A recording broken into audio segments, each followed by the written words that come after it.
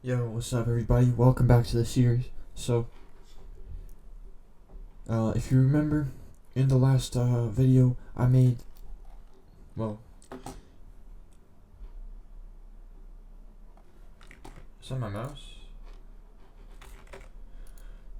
Anyway, when we left off, as you can see, this cut off at the last line. So we're gonna be fixing that. And if I'm being honest, in the upcoming videos, we're gonna be fixing a lot of things. Like for example, okay, this is a great example. The speed is exceptionally slow. I'm gonna see if I can fix that. It's almost unusable, but it works. So, and yeah, there you go. And as you can see, up here, some pixels get left behind. If I'm being honest, I have no idea why that. Like one theory I have that I'm just thinking of right now is probably because of how slow it is that it lags behind and forgets about those, because I see no logical reason that those would get left behind. And yeah, we've just got a lot of things to touch up on. We're not going to be creating many things until we have like everything that we have stable right now, but we are going to be creating some things, for example in this video, along with fixing things.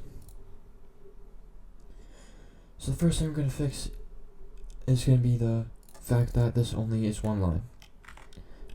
We're going to make multi-line text. And the first thing we're going to do is give the user an option to make their text multi-line. So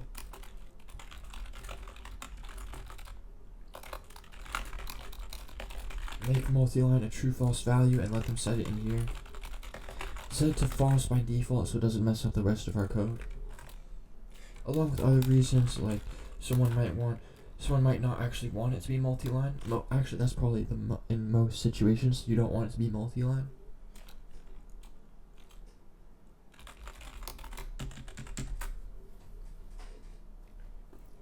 And now what we're going to do is actually make it multi-line. So now that we know whether or not the user wants to be multi-line, we actually have to make it multi-line. And the way we do that is down here, as you can see, we have a counter. And the counter basically is what decides the X position of the character. So whenever I type a character, to stop the character from drawing over itself, this counter, as soon as I draw this character, it gets increased by 16 in this case, which makes it draw beside it instead of on top of it. And if I introduce a new counter here, I'm going to make this counter for the y-axis. So I'm going to go ahead and just account for it right there, put it so that on the y-axis it will increase. But as you can see, this counter is always going to be 0. So what I have to do is say, whenever the user wants a new line, or whenever the user types in a new line, we're going to make it so that the y-axis goes up. And one of the situations the user might want a new line is if there's a new line constant in the text. So if anyone's familiar with ASCII, there's a character and it's like that, and all this is it signifies that there's a new line, and go to the next line. So what I can do is increase the y by 16.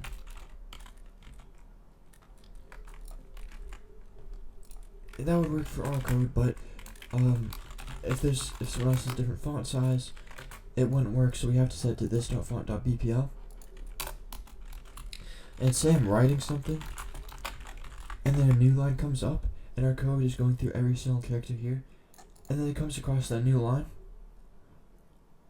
Now it would increase the y-axis, so now the characters would start getting written down here. But obviously we don't want that. We want it to go back to the start here. So what we do to make it go back to the start is we set the X counter to 0, so now it's going to start writing from back here after the new line constant appears. And the new line constant isn't actually going to look like that. It's an invisible character basically. There is literally a new line constant right here, except you can't see it because all it is it means that it starts writing there.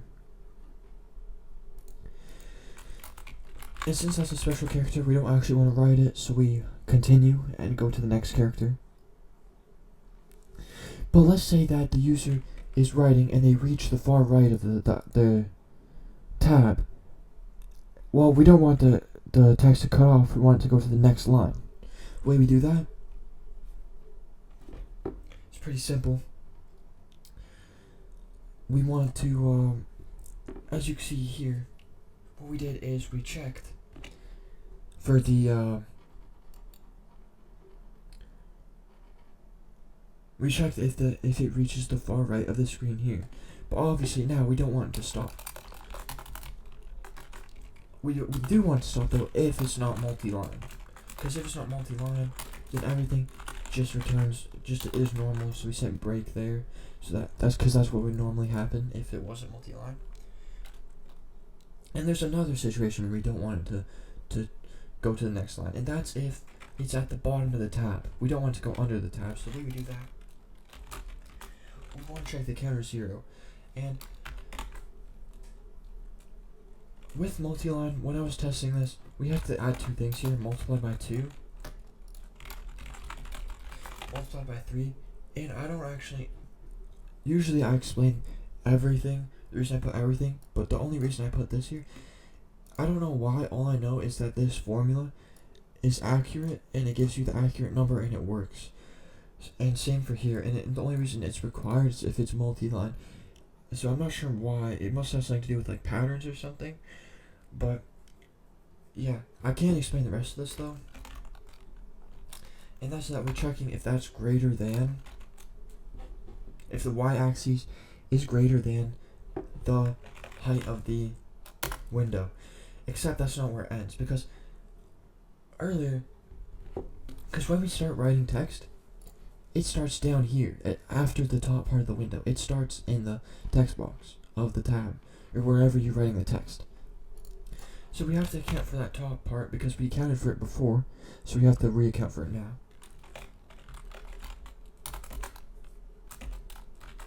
And then basically, if the text, what this is checking is if the text reaches the bottom right of the tab and no longer can go off the right and no longer can go down anymore. So we have no choice but to tell the user that you can't write that character because we have no space for it. But in the case that there is space to go down, we want to do the exact same thing we did if there was a new line constant. Increase the y so it goes to the next line, and then return it to the start.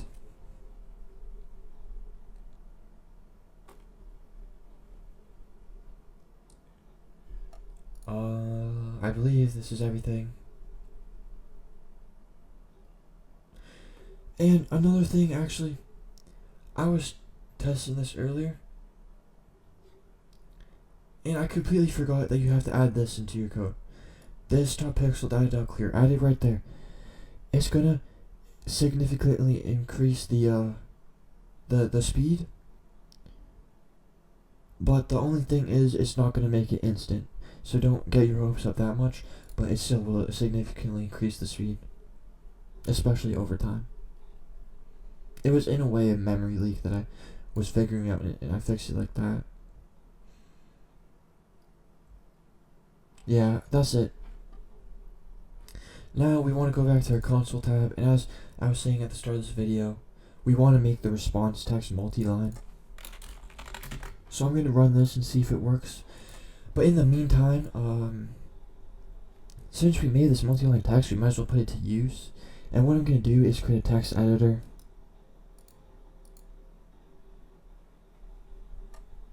So right click your graphics, new item, and make a new class. Text error.cs in your graphics folder. And it's just going to be a tab. It's going to be something that lets you edit text.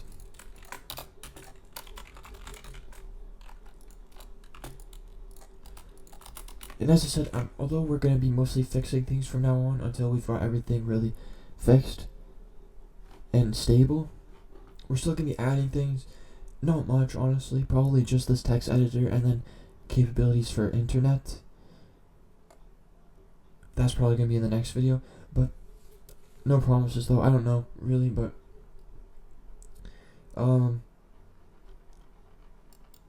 those are really the two things that I want to add. Really, everything else I'm gonna be trying to fix the speed. I'll do the best I can. I can't promise anything on that as well, because a lot of the stuff I haven't tried yet.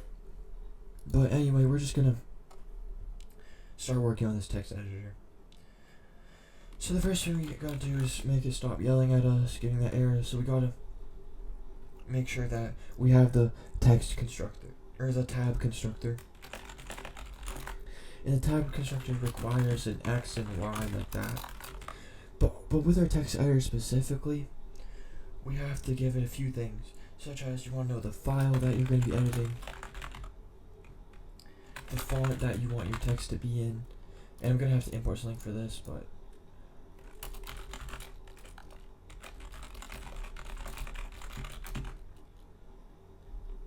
you also want the color of your pen, which is going to be the text that's going to be written.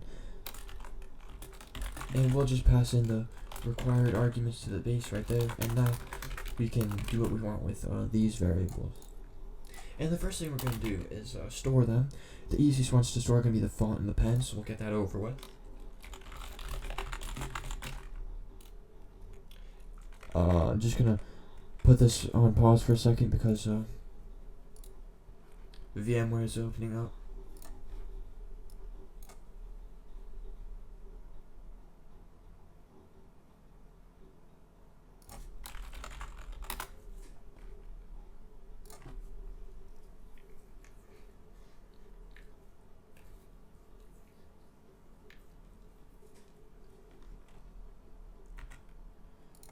And now let's go ahead and type in like help or so, I don't know what kind of commands you guys have made, but just type in a command that would potentially be more than one line.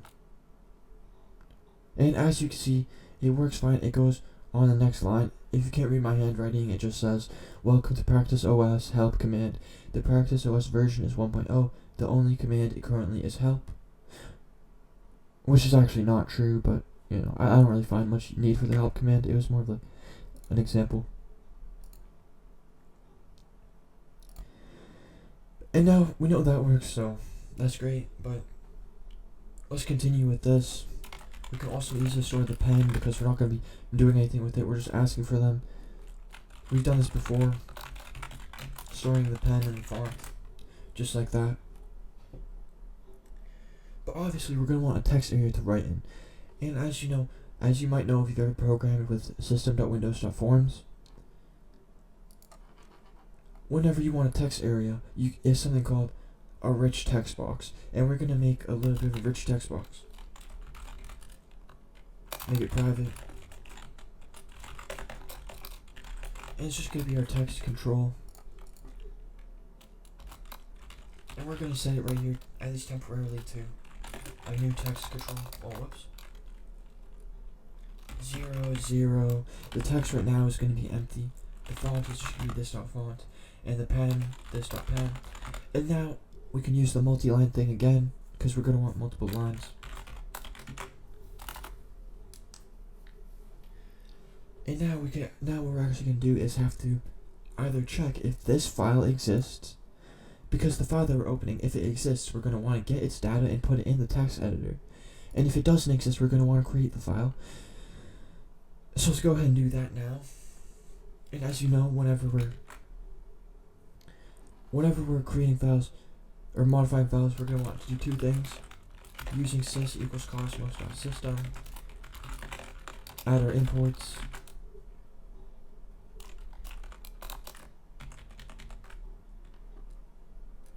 and just the normal cosmos.system.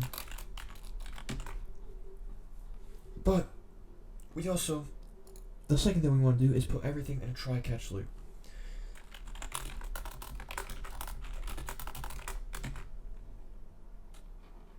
The first thing we're going to do is go ahead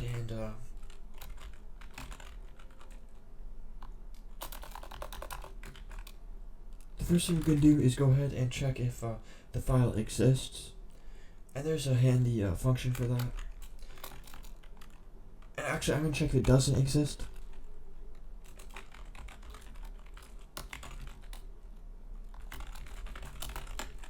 it's literally just called file exists in the VFS manager that we've used. If you're confused with a lot of things I'm doing, if you look in the file.cs, as you can see, I've just been doing using the VFS manager that we use in the file command on all of these. Whenever we need to create a file, we always use the VFS manager or do anything with files or directories. Nothing different here, we're just checking if file exists. And then we have the file name up here. And if it doesn't exist,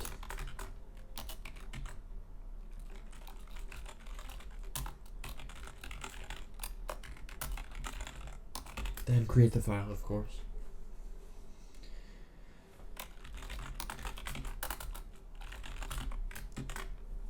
And we're going to stop there. Not really though, because although we've created the file, we can't just stop there, because if you remember, we need to put all of our components and register them, and the way we register them is we get the list of components on the form, which is automatically created because we inherited tab, and then we want to add our rich text box to it. We don't have to modify rich text box at all, because since we're creating a new file, it's not going to have any data in it. So that's accurate right there. And another thing we're going to do is store the file name. So I'm going to create a public read-only string open file, just because we don't want any program to interfere with that and accidentally cause someone to, or maybe even intentionally cause someone to lose work. That's just not be good, so we want to make it read-only so that no one can mess around with the file that the user is editing.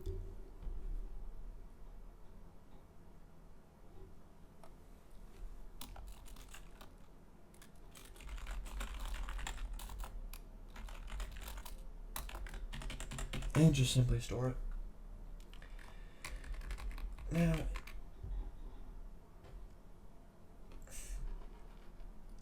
we run into an issue here because in our catch statement, you might not know what to do. This just means there's an error creating a file. If there is, we don't want the user to lose any work, right? Because since we can't create the file, that means that the user is going to lose their work if they try to save it because the file doesn't exist. So we're just going to, even though it might be an inconvenience, for now, we're just going to close the text editor and stop everything there.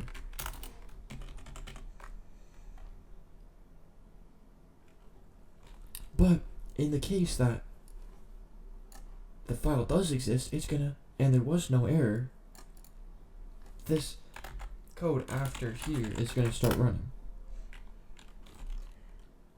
And in that case, we're going to have to read the data that exists, because code runs here,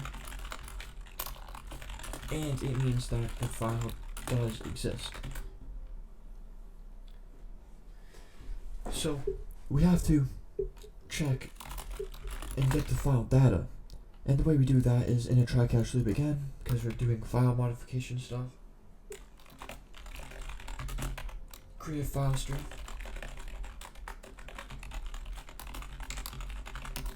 And get the file that the user wants to open, which we just checked right here.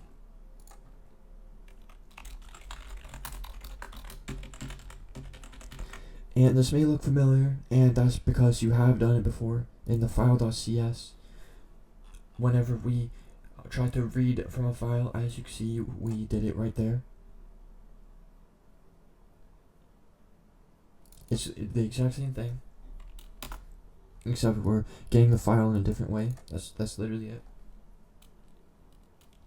And instead of just checking if we can read, we also want to be able to write to the file, because if we can't write to the file, then how is the user gonna write to the file? Because the user doesn't only want to see the data of the file, they also want to write to it. That's why it's a text editor. So instead of just checking if we can read, we also have to check if we can write. And if they can't, then again we're just going to close, because we don't want them to be misled. Even though it might be a convenience, it's a lot better than misleading them. same thing in this catch right here.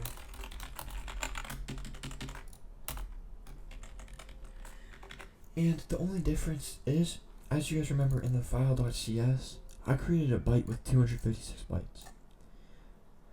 This time, instead of guessing how many characters are in the file, what we're going to do is check how many.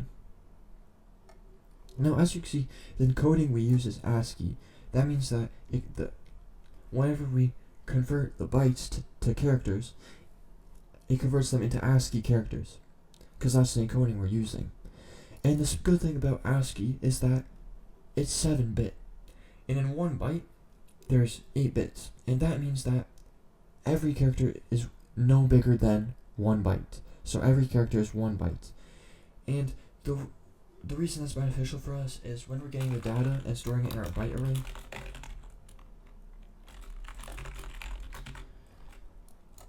instead of just putting 256 and guessing how many characters might be in the file, since we know that 1 byte is 1 character, we can get the amount of bytes in the file by doing fs.length.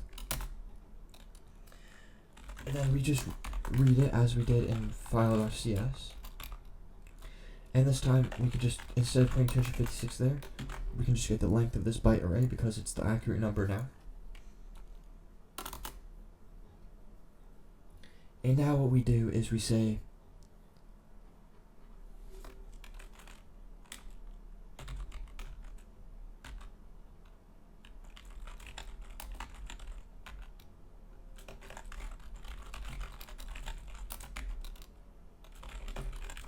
we convert all the bytes into ASCII, into a string using the ASCII encoding that I was talking about earlier.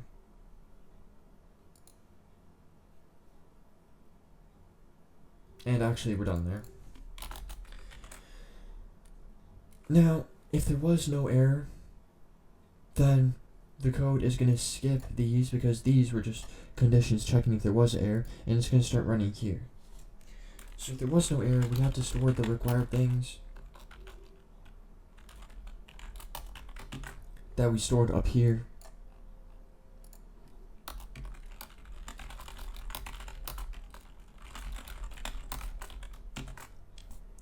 And the only thing that we have to do now differently is, since there's new text in the rich text box, we have to draw it because we added text to it. So now what we have to do is draw it.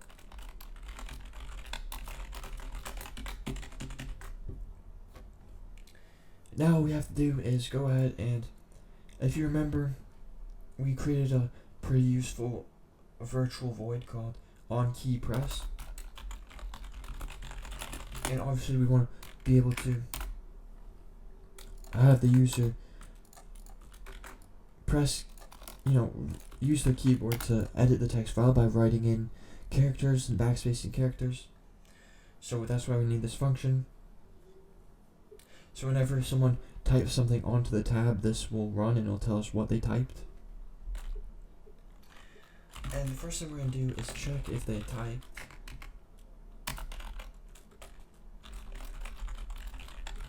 a backspace.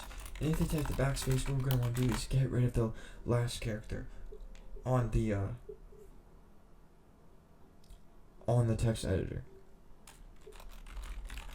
Well, on the rich text box, because that's where the text is stored. And we select the text, and we're going to set it to the same text, except we're going to get rid of the last character.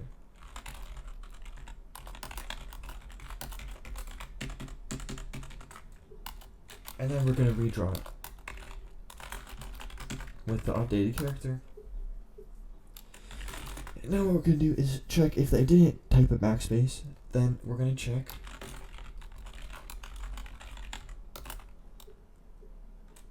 if they typed enter. And if they typed enter, we're going to want to go to a new line. But we actually want to save the new line in the text. And if you remember, there's an ASCII character that I was talking about earlier, right here, that signifies a new line. And it's called the new line constant, and that's how you access it. It has an ASCII value of 10, I believe. So I think that this would just work. That's its byte value, but we're gonna just use the normal thing so we know what it is.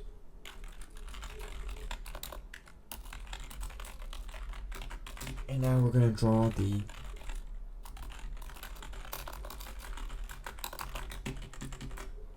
text box with this new line. And the final character we're gonna check for is escape. And this might be a little bit surprising, and the reason we're checking for escape is because if the user presses escapes, we're going to save the file. And the reason I'm doing that is because right now, as I said, I don't want to add too much more into our operating system.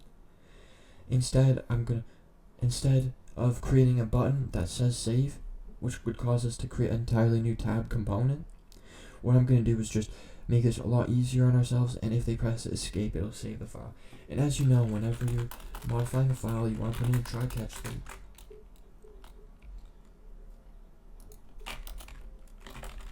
Get the file stream.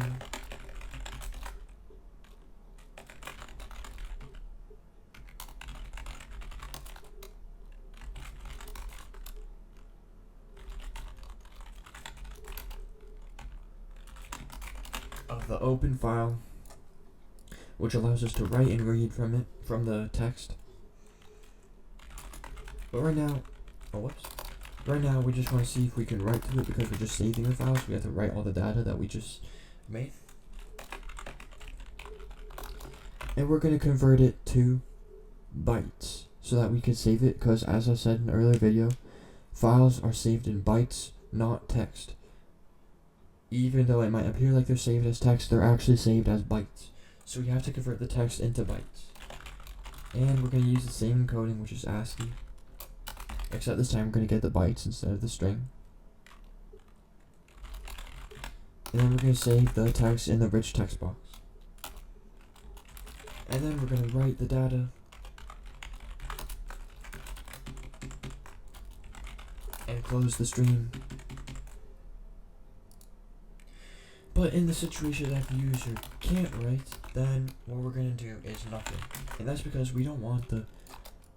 Well, you can handle this however you want, but I'm going to do nothing. And the reason is because if I were to do something like close or try to mess with the file, the user might lose their data. So although it may be an inconvenience, there's nothing we could really do about it at this point unless we...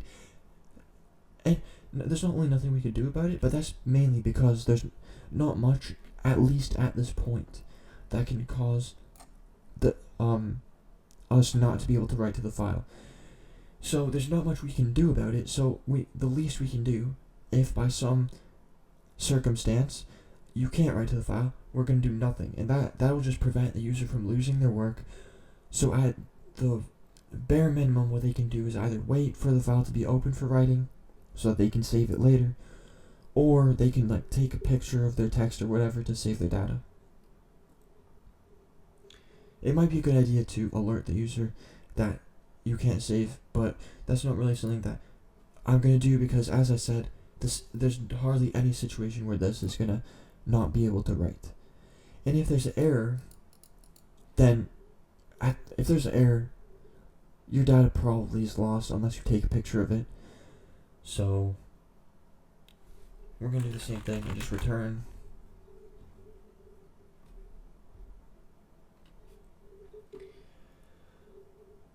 And this might be a little bit confusing, but what we're going to do is say, if the user didn't backspace, didn't press enter, didn't press escape, we're going to assume that they just want to write a character. Whatever character they typed. And then where we get the character they typed is keydata.keycar. And we're going to draw the text box with the new character that they draw. Now that we're done with the text editor, what we have to do is create a command that'll let us open it. So go in our commands, add new item on the command folder. And we're going to call this one launch text editor.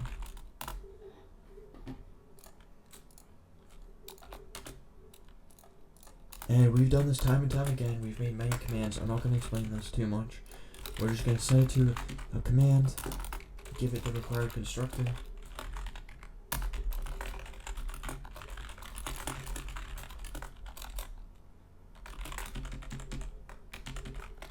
And then we're going to override the execute, which will just let us make the command do what we want it to do.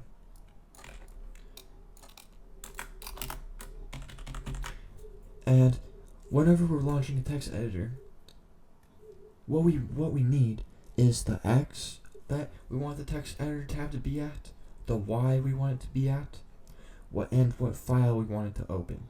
We'll set the pen and the color and the font to white and the default font, because that's a little bit too complicated for the user to put in a console.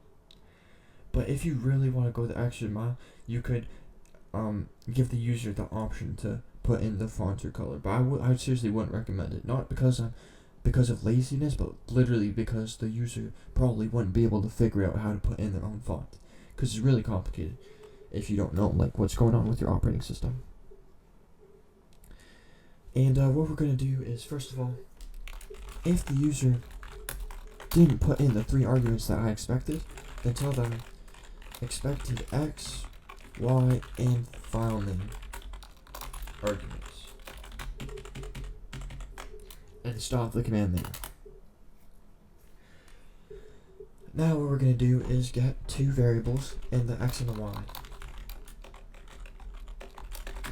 And in case the user puts in letters for where they're expected to put in the X and the Y, we're going to have to check that, because if they put in letters and we try to turn it into an integer, it's going to cause an error and crash our operating system. So what we want to do is say if, and the x-axis is the first argument, so we want to do is if, we're going to try to parse it.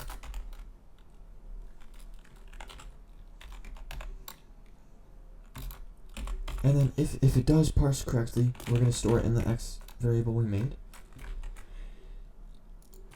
But if it doesn't, so I'm going to put exclamation mark there to check if it doesn't, then tell the user expected a number for argument 1, x-axis.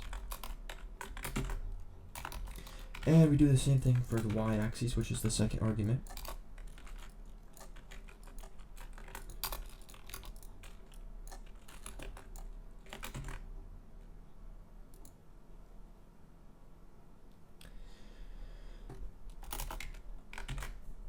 And before I go on any further, I'm just going to quickly, just in case anyone is not following, I'm going to quickly show what the command would look like. I'll actually, since it's a pretty hefty command, pretty big, I'm going to just say LTE for short. That's what I'll make the name. The x-axis, so 400, for example. The y-axis, 0, and then the file you want to, the file that you want to edit. And we only support ASCII encoding right now, so yeah. And finally, I'm not going to check if the file is an accurate file, if there's any errors with it, like if it's being opened or something that would prevent us from opening it. If if the other tab has it open or something, I'm not going to check that because that's a little bit too complex, because as you can see in the text editor, we already check it. And we could handle it better if we put it here, but I'm just not going to, because there's really not many situations in our operating system right now, quite honestly, that would cause a different tab to be opening it. That would require, there's like only a few situations I could think of, and they're not even worth saying, so what we're going to do now is actually open it. And before we open it, we're going to have to import it actually.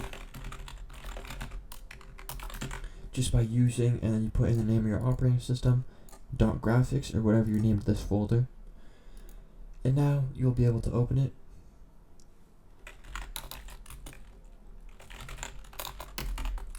And we're going to set the X to the X and the Y to the arguments. The file name will be the third argument.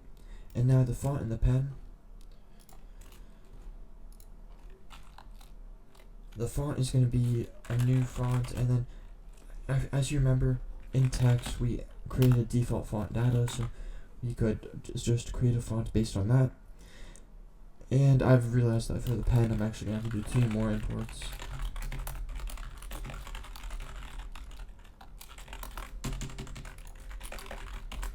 And then you can make whatever color you want. I'm just going to make it white. Return, open the text editor. Or it's actually called launched, so I'll just say launched. And now we're just going to have to register the command in here.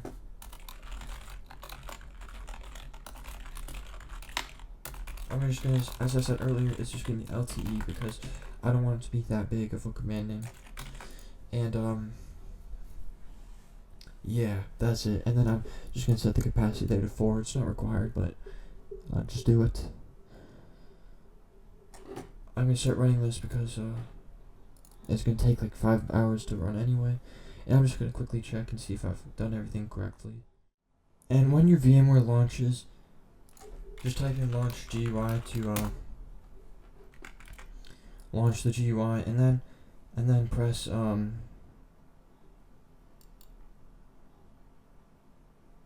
your open console window button.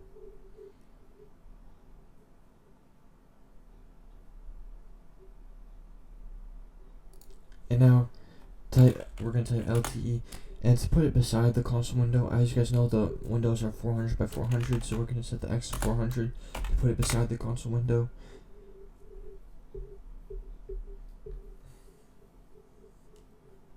Zero for the y-axis, and then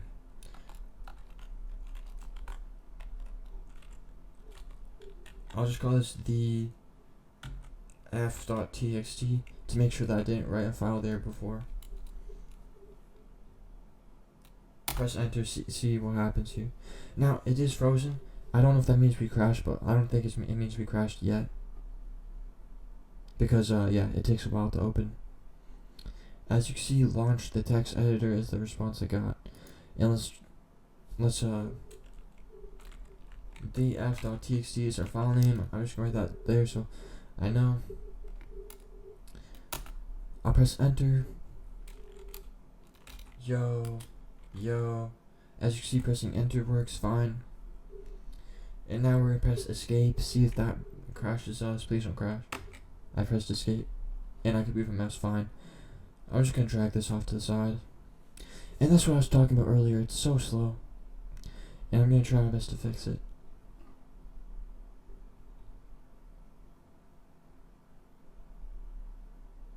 And as you can see, although you can't see the file, you can definitely see that it's redrawn all the text on it.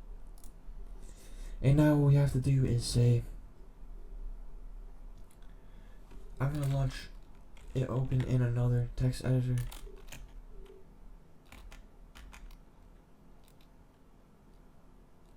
Or, I mean, I might just read the text, but like, I don't know how the new lines are gonna affect the console, but we'll see. I'll still test it earlier, but as I said, a lot of this needs fixing, so I'm gonna be fixing a lot of potential errors. Cause Cosmos crashes all the time, unexpectedly.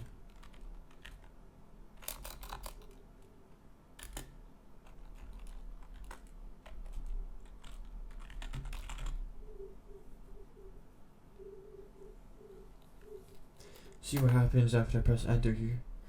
If I saved it, it should probably give us the file data. And okay, there you go. As you can see, it did that. And as you see, here's another issue. Like, where did that even come from? Why are there red pixels there? Like, where that probably has something to do with memory. Just completely randomly drawing pixels there.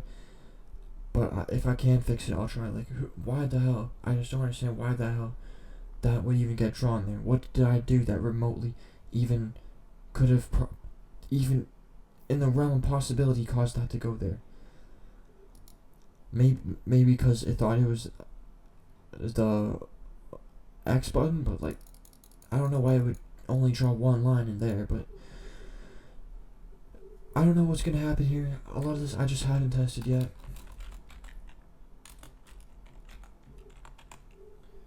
Read the string.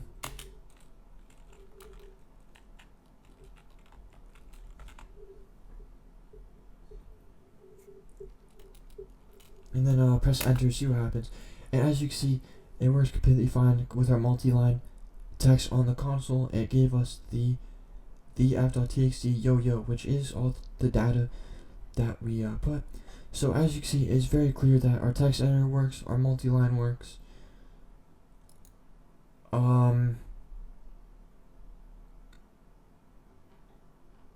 Yeah, that's about all I have to say, guys. So I'll see you guys in the next video.